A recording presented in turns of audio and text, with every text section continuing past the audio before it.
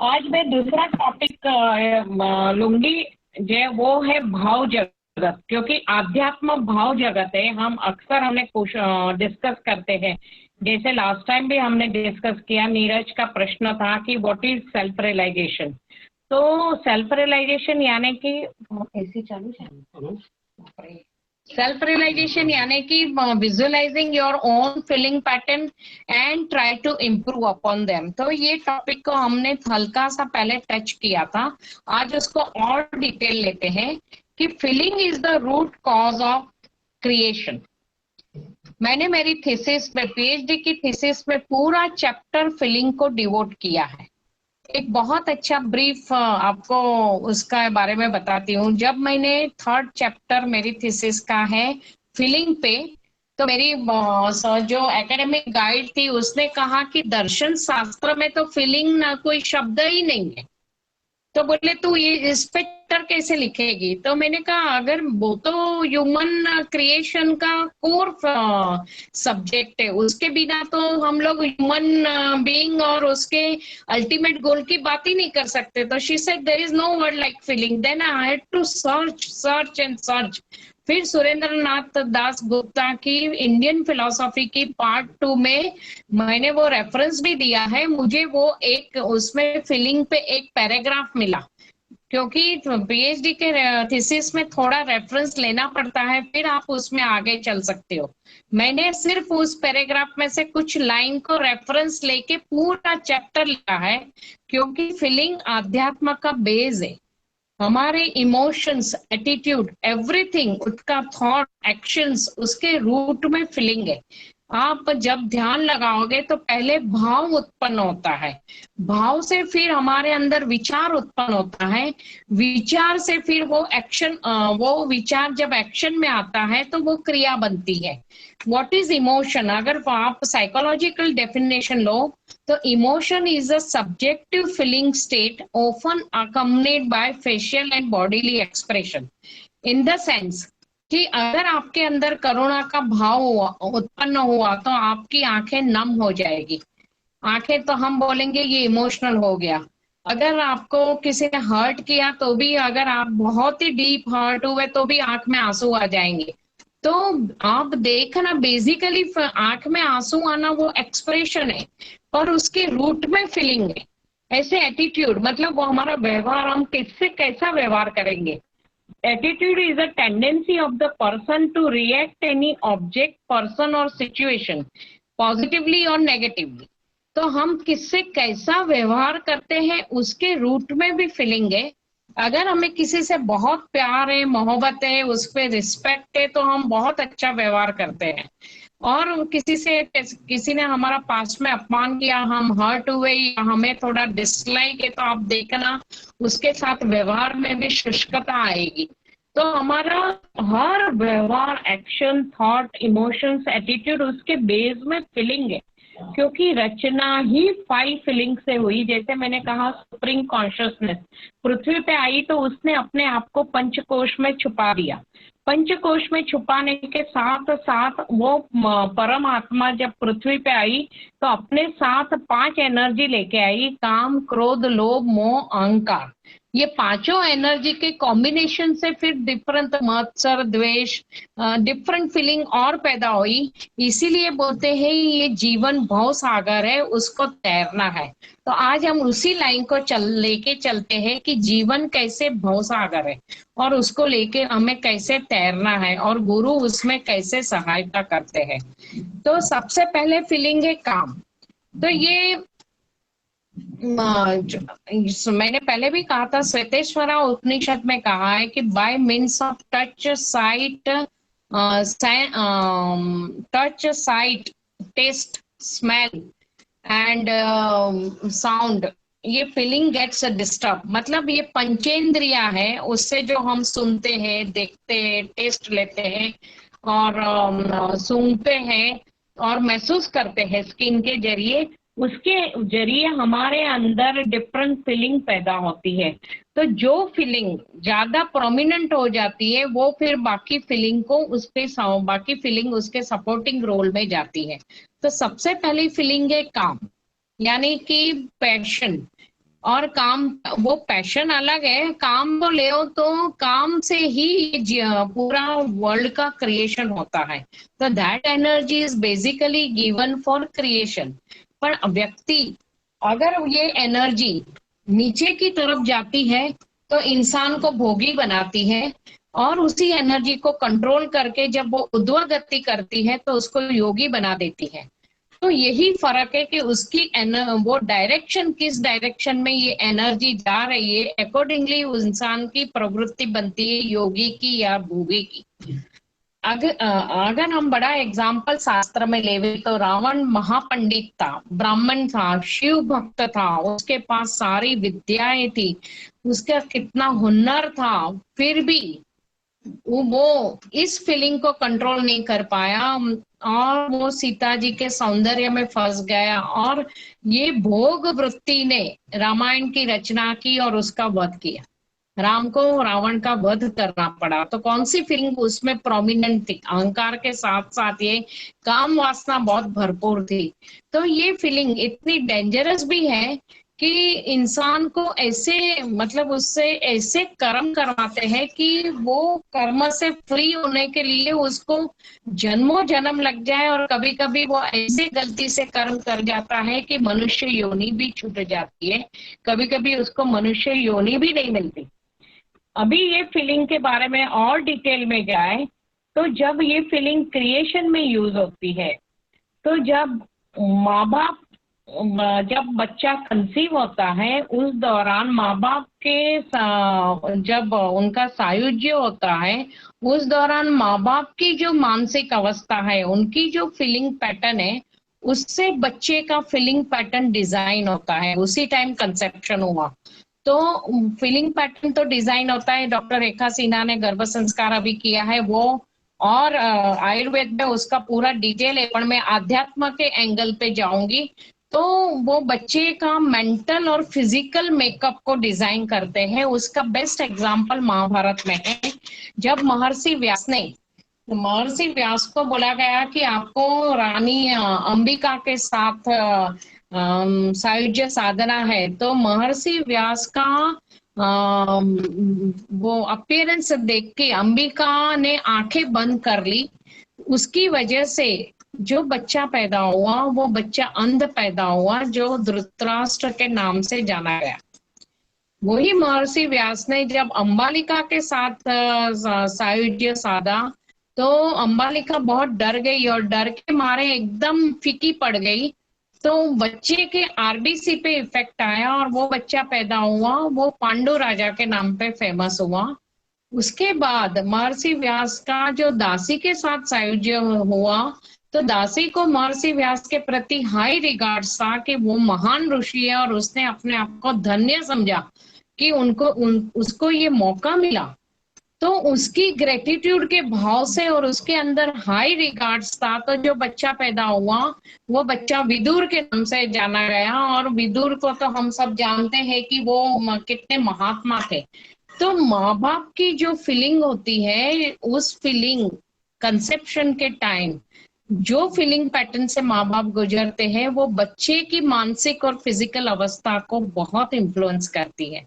इसीलिए बोलते हैं कि जब पॉजिटिव स्टेट ऑफ माइंड हो, माँ बाप के बीच में भी हार्मनी होना चाहिए, और बनने दोनों जब स्पिरिचुअली इंक्लाइंड होते हैं कि हम एक दिव्य कार्य करने जाए और एक दिव्य आत्मा को पृथ्वी पे लाना है, तो वो डिवाइन स्टेट ऑफ माइंड में जब ये कार्य होता है, तब जाके वो डिवाइन बच्चा पैदा होता है। तो माँ बाप की जो फीलिंग पैटर्न होती है, इससे बच्चे के संस्कार बनते हैं। तो ये उसका बेस्ट एग्जाम्पल है। दूसरा, म्यूचुअल रिलेशन को कैसे इफेक्ट करता है फीलिंग पैटर्न। अभी आप देखना, सास बहू का बहुत फेमस एग्जाम्पल है कि बहुत कम सास बहू में हार्मनी होती है। बहुत कम सास आने वाली बहू को बेटी के रूप में स्वीकार कर पाती है, क्योंकि वो पुत्र मोह में इतनी होती है कि वो अपने पुत्र का प्यार किसी और के साथ जाने अनजाने में भी शेयर नहीं कर पाती। उसको लगता है मेरा बेटा शादी से पहले जितना मुझे प्यार करता था, मानता था, बहू के आने के बाद कम सुनता है। तो वो कितना भी मीठा बोले, कितना भी हृदय से उसके लिए अच्छा करने की कोशिश करे, पर मदर इन लॉ वो अच्छाई स्वीकार नहीं कर पाती। तो बेसिकली ये क्या गड़बड़ है, फीलिंग की गड़बड़ है। ठीक उसी तरह अभी आप देखो फीलिंग कैसे काम करती है। दो व्यक्ति है, वो समाज सेवा का कार्य कर रहे हैं। एक व्यक्ति समाज सेवा कर रही है, उसके अंदर गुप्त फीलिंग है कि मेरा एप्रिसिएशन हो, लोग उसको जाने, तो वो फीलिंग फिर उससे क्या करेगी, पब्लिसिटी करवाएगी, उसकी वाहवाह होगी, और आखिर में संसार की वाहवाह में उसका फल समाप्त हो जाएगा। एक चुपचाप सेवा में लगा रहता है, चुपचाप उसके मन में एक ही बात है कि मुझे अच्छा कर्म करना है, और मैं जितनी सांसें कुदरत ने दी है मैं अच्छा करता रहूं, तो फिर उसको आगे पीस, ब्लिस और सेटिस्फेक्शन मिलता है। तो prima facie action is same, बाहर से एक्शन सेम लग रही है कि दोनों समाज सेवा में लगे हैं, पर दोनों की फीलिंग अलग होने से उसका फाइनल आउटकम अलग है। Best another example, soldier kills enemy, he is rewarded, because वो सैनिक का कार्य है कि दुश्मन सैनिक को मारना, और अपनी देश की रक्षा के लिए वो कार्य करता है, तो उसको अवार्ड मिलती है। सिविलाइज मैन अगर किसी को मारे तो वो वैर भावना से करता है, तो वो मर्डर गिना जाता है और उसको पनिशमेंट मिलती है। देखने जाओ तो दोनों ने इंसान को मारा, पर दोनों की फीलिंग में बहुत फर्क है, इसीलिए एक्शन टू रिएक्शन भी डिफरेंट हुआ। इसलिए लाइफ में क्या बोलते हैं, life is a reaction of action too, feeling is the cause and reaction is the effect. तो ये cause and effect theory life में लागू होती है। तो ये हमने पहली फीलिंग को एनालाइज किया, काम फीलिंग। अभी क्रोध पे जाए तो आप देखो तो क्रोध इंसान को क्यों आता है, थोड़ा मंथन करो। अपनी मन की नहीं होती,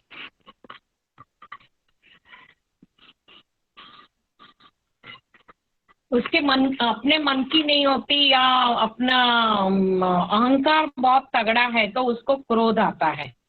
तो क्रोध की फीलिंग को एनालाइज करो। एक मिनट, पूरा सेटिंग चेंज हो गया।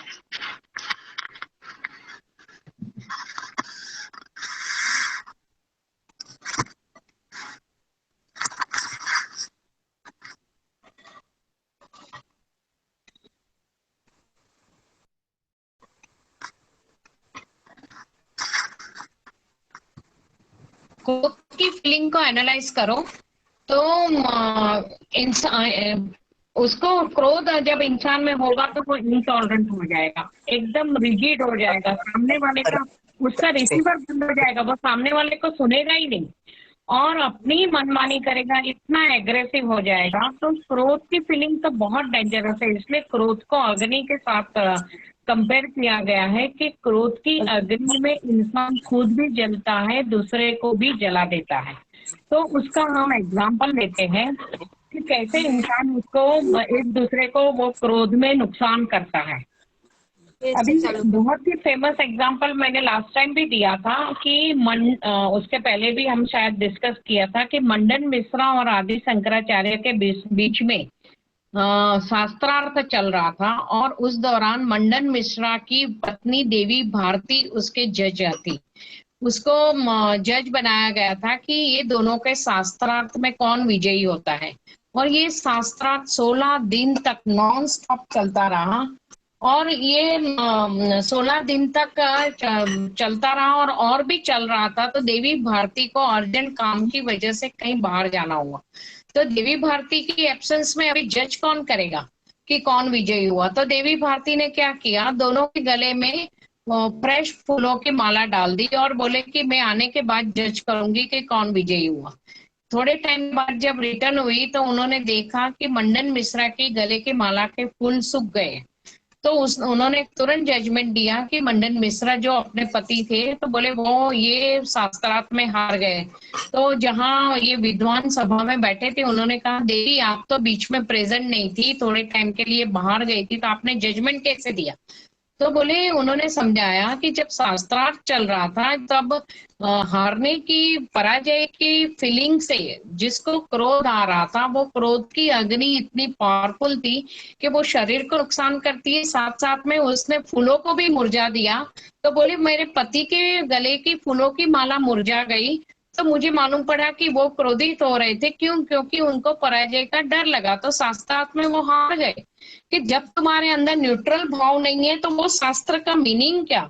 अभी कुछ समय पहले मुझे एक लेक्चर के लिए इनवाइट किया गया था, तो वहां लेक्चर के बाद हमारा जब डिस्कशन चल रहा था तो एक स्ट्रॉन्ग वेद, अपने आप को उसने वेद का अभ्यासु बताया। वो वेद का अभ्यासु व्यक्ति इतना स्ट्रांगली रिएक्ट कर रहा था कोई भी एक इश्यू को लेके, तो मुझे अंदर अंदर उसकी दया आ रही थी कि एक और वेद की बात करता है ये व्यक्ति, बोलता है मैंने सारे वेदों को स्टडी किया है, पर वेद तो तुमने स्टडी किया तो वो दिखना भी तो चाहिए स्टडी किया है। तुम्हारे व्यवहार में तो वो कहीं पे भी वो स्टडी झलक नहीं रही है। व्यवहार में तो आप इतनी सी छोटी बात में इतना क्रोधित हो रहे हो, तो क्या तुमने वेदों की स्टडी की? तो भले तुमने एक सेंटेंस पर उसको इम्प्लीमेंट किया तो वो तुम शास्त्र, मेरे हिसाब से तो तुम विद्वान हो। अगर पूरे शास्त्र पढ़ लिए, एक चीज भी, एक गुण भी इम्प्लीमेंट नहीं हुआ, तो आई थिंक उसके बड़ा अज्ञानी कोई नहीं होता है। तो ये है क्रोध का दूसरा एग्जाम्पल है, बहुत ही फेमस शास्त्र में एग्जाम्पल है। दो महान ऋषि हो गए, वशिष्ठ और विश्वामित्र। तो विश्वामित्र ऋषि को राजर्षि कहा जाता था और वशिष्ठ ऋषि ब्रह्मर्षि हो गए थे। तो विश्वामित्र को ब्रह्मर्षि टाइटल चाहिए था, तो वो और वशिष्ठ ऋषि ब्रह्मर्षि थे, तो उनका जो जजमेंट था वो ऋषि संप्रदाय में माना जाता था। तो विश्वामित्र चाहते थे कि वशिष्ठ ऋषि उनको ब्रह्मर्षि करके संबोधे, किंतु विश्वामित्र वशिष्ठ ऋषि जब भी मिलते थे विश्वामित्र को राजर्षि बुलाते थे। तो एक दिन विश्वामित्र को इतना क्रोध आया, तो जहां वशिष्ठ ऋषि जिस पेड़ के नीचे अपने शिष्यों के साथ बैठ के संवाद करते थे, एक दिन वो पेड़ के ऊपर जाके छुप गए और उनके हाथ में शस्त्र था। उन्होंने सोचा कि आज तो मैं इसका निवारण लाता ही हूँ, नहीं तो वशिष्ठ ऋषि को खत्म होना पड़ेगा। इतने वो क्रोध में थे। अभी यहाँ वशिष्ठ ऋषि आए और अपने शिष्यों के साथ संवाद करने लगे। रात का टाइम था, पूनम का चांद निकला था। तो वशिष्ठ ऋषि ने शिष्यों को कहा कि कितना सुंदर खूबसूरत चांद निकला है। शिष्यों ने कहा गुरुजी आज कितनी सुंदर पूर्णिमा का चांद निकला है। तो वशिष्ठ ऋषि ने कहा कि आप चांद की सुंदरता की बात कर रहे हो, मेरे हिसाब से सबसे सुंदर तो विश्वामित्र है, ऋषि विश्वामित्र है। तो बोले क्या बात कर रहे हो आप, वो तो हमेशा आपकी निंदा करते रहते हैं। तो वशिष्ठ ऋषि मुस्कुराए, बोले मुझे उनकी निंदा से कोई फर्क नहीं पड़ता, पर मैं आपको बताता हूँ कि वो खूब ही हृदय से सुंदर व्यक्ति है और उन्होंने तपस्या भी मेरे से ज्यादा की है। जब ऊपर विश्वामित्र ने ये सब सुना कि मैं इनकी निंदा करने, हमेशा निंदा करता हूँ, एक अवसर नहीं छोड़ता, और आज मारने के प्रयोजन से ऊपर बैठा हूँ, फिर भी ये मेरी इतनी तारीफ कर रहे हैं और मैं कहाँ खड़ा हूँ। उनको हृदय से बहुत पछतावा हुआ, वो पेड़ से नीचे उतरे और वशिष्ठ ऋषि के चरणों में गिर गए और उन्होंने क्षमा मांगी कि आप महान हो। तभी वशिष्ठ ऋषि ने उनको उठाया, बोले ब्रह्मर्षि विश्वामित्र आप उठो। तो विश्वामित्र जी बोले आज आपने मेरे को ब्रह्मर्षि कहा। तो बोले यही तो ऐप थी आपके अंदर, क्रोध, आपका क्रोध आज निकल गया तो आप ब्रह्मर्षि हो गए। तो ये एक फीलिंग इंसान की पूरी पर्सनालिटी को दूषित करती है। तो व्यक्ति को ये फीलिंग, इस एनर्जी को भी पॉजिटिव में चैनलाइज करना है। अभी हम जैसे जैसे आगे बढ़ते जाएंगे ये सारी फीलिंग इंटरमिंगलिंग भी है, मतलब एक दूसरे के साथ कनेक्टेड भी है। फिर आते हैं काम, क्रोध, लोभ। अभी ग्रीडी मनुष्य ना कभी भी पीसफुल नहीं रहेगा, वो हमेशा रेस्टलेस रहेगा, क्योंकि उसको हमेशा लगेगा कि मेरा समय वेस्ट हो रहा है, मुझे और पैसे कमाने हैं और पैसे कमाने हैं। वो पैसे कमान, खाली पैसे नहीं, कोई भी चीज का ग्रीड उसको होता है, तो वो ग्रीड में हमेशा रेस्टलेस रहेगा। तो ये ग्रीड, इसीलिए ग्रीड को कंट्रोल करने के लिए, जैसे काम को कंट्रोल करने के लिए योग में नियम है ब्रह्मचर्य। इसीलिए गुरु लाइन में भी चालीसा के, शिव चालीसा हो, गुरु चालीसा हो, ब्रह्मचर्य का नियम दिया जाता है कि जैसे तुम हफ्ते में एक दिन फास्टिंग करते हो तो हंगर पे कंट्रोल करो, ठीक उसी तरह ब्रह्मचर्य का नियम पालते पालते तुम भोगी से योगी बन जाओ, ये साधना कराई जाती है। ठीक उसी तरह ग्रीड में, योग में एक अंग है यम का अपरिग्रह। अपरिग्रह मतलब जितनी जरूरी है उतनी वस्तु का संचय करना, बाकी को दान कर देना। तो ये इसीलिए कि इंसान का लोभी स्वभाव कंट्रोल में आ जाए, नहीं तो ये लोभ उसको डुबो देता है। अभी इसमें भी एक बहुत अच्छी स्टोरी सुनाती हूँ कि एक फकीर थे। वो जब एक राज्य में गए और वो रास्ते पे चल रहे थे तो उनको वो उस राज्य की करेंसी कॉइन मिला। उन्होंने वो कॉइन को अपनी झोली में डाल दिया। वो उन्होंने सोचा कि मेरे को तो इस कॉइन की कोई जरूरत नहीं है, भिक्षा से मेरा तो गुजारा चल रहा है, किसी को जरूरतमंद मिलेगा तो उसको दे दूंगा करके वो चलते रहे, दिन निकल गया, उनको कोई जरूरतमंद दिखा नहीं तो वो चुपचाप अपनी कुटिया में गए, जाके सो गए। दूसरे दिन उठे और अपना नित्य क्रम निपटा के जब बाहर आए तो उन्होंने देखा कि राजा, उस राज्य का राजा बड़ा आर्मी लेके दूसरे राज्य पे अटैक करने जा रहा है। राजा ने भी फकीर को रास्ते पे खड़ा देखा, वो अपने रथ से नीचे उतरा और फकीर के चरणों में प्रणाम किया और बोला कि बाबा आप मुझे आशीर्वाद दीजिए कि मैं दूसरे राज्य पे अटैक करने जा रहा हूँ तो मैं उसमें विजयी हूँ। फकीर ने एक पल सोचा आशीर्वाद देने से पहले, फिर उसने झोली में से सिक्का निकाला और राजा को दिया। राजा को बड़ा गुस्सा आया कि मुझे आशीर्वाद देने के बजाय कॉइन दे रहे हैं, मेरे पास तो इतना धन है, मेरी तिजोरी भरी पड़ी है, तो मुझे ये कॉइन का क्या मतलब है। तो फकीर ने बोला कि मुझे रास्ते में, फिर फकीर ने बताया कि कल मुझे रास्ते में ये कॉइन मिला था और मैं सोच रहा था कि जो जरूरतमंद होगा उसको कॉइन दूंगा। पानी आ गया? तो उसको कॉइन दूंगा, तो मुझे दिन भर कोई जरूरतमंद नहीं मिला, तो मुझे आज आप जरूरतमंद दिखे कि इतना संपत्ति होने के बाद भी आप दूसरे राज्य पे अटैक करने जा रहे हो, तो ना तो खुद सुकून से जी रहे हो ना दूसरों को सुकून से जीने दे रहे हो, तो आपसे जैसा जितना जरूरतमंद तो और कौन होगा, इसलिए मैं ये कॉइन आपको देना चाहता हूँ। तो राजा को इससे अपनी गलती का एहसास हुआ कि बात तो उनकी सही है, मेरी प्रजा इतनी सुखी है, मुझे इतना प्यार करती है, मेरे पास इतना धन है, सब कुछ है, फिर मेरे को मेरी राज्य की सीमा बढ़ाने की क्या जरूरत है, अपनी सुपीरियरिटी प्रूव करने की क्या जरूरत है, और धन की मुझे क्या जरूरत है। उसको अपनी गलती का एहसास हुआ, उसने सैन्य को वापस भेजा। तो ये होता है गलती का एहसास। तो ये आध्यात्म है, एहसास का साइंस। गुरु भी आपको डिफरेंट क्रिया के जरिए, डिफरेंट तरीके से अलग अलग एहसास कराता है। इसीलिए बोलते हैं कि begin your day with self introspection, and your day with self introspection. अपनी फीलिंग, अपने गुणों का चार्ट बनाओ, अपने अवगुणों का चार्ट बनाओ, और फिर हमें कितना कोशिश करना है नेगेटिव पॉजिटिव में कन्वर्ट करने की। साथ में प्रार्थना भी होनी चाहिए कि आप मुझे गुरु पावर को, कि आप मुझे सहायता करें, ये मुझे इसमें से निकलना है। और confession helps a person a lot. जब आप सच्चे गुरु के पास कन्फेस करते हो तो आपकी इनर चैनल खुल जाती है और आपको उस फीलिंग से निकलने के लिए सहयोग मिलता है। मेरे शब्द ध्यान रखना, सहयोग मिलता है। ये नहीं कि गुरु चमत्कार करके आपको उसमें से निकाल देगा, निकलना तो स्वयं ही पड़ेगा, पुरुषार्थ स्वयं ही करना पड़ेगा। अगर गुरु ही सब करेगा तो रचना ही क्यों पांच फीलिंग की करे। परफेक्ट इंसान को नीचे भेजे, आगे का क्रिएशन ही ना हो, फ्री विल ही ना दे कि मेरे हिसाब से सब कुछ चले, तो पूरा पपेट की तरह दुनिया चलेगी। तो पुरुषार्थ तो व्यक्ति को ही करना पड़ता है कोई भी चीज